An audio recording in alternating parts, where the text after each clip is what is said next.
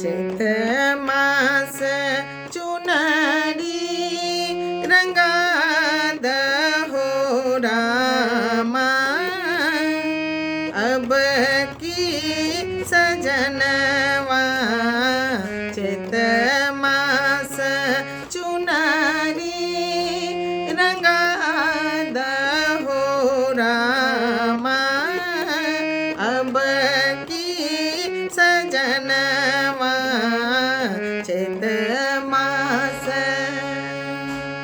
चुनरी रंगाद पिया गोटवा लगाद। चुनरी रंगाद पिया गोटवा लगाद।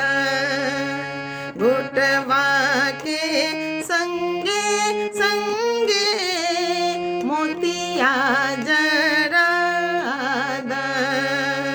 गोटवा के संगे संगे मोतिया जराद।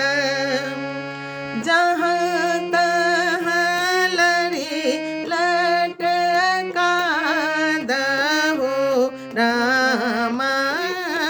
जहाँ तहाँ लड़ी लटकाद हो रामा। अब की सजनवा अब की सजनवा चैत मास चुनरी रंगाद हो रामा।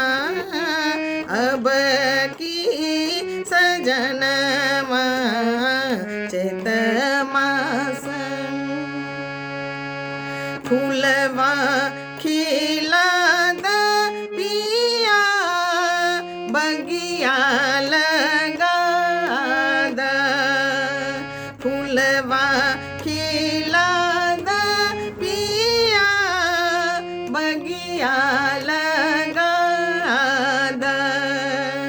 बगिया के संगे संगे पोखरा खुनाद।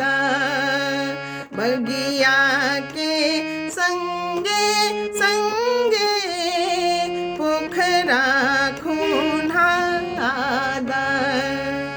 जहाँ तहाँ गछिया लगाद हो रामा।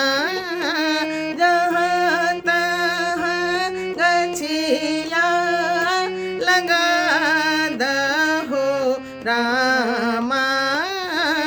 अब की सजनवा अब की सजनवा चैत मास चुनरी रंगाद हो रामा।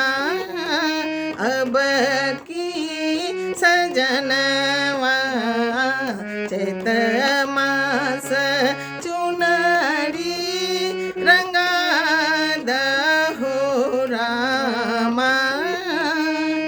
अब की सजनवा चैत मास।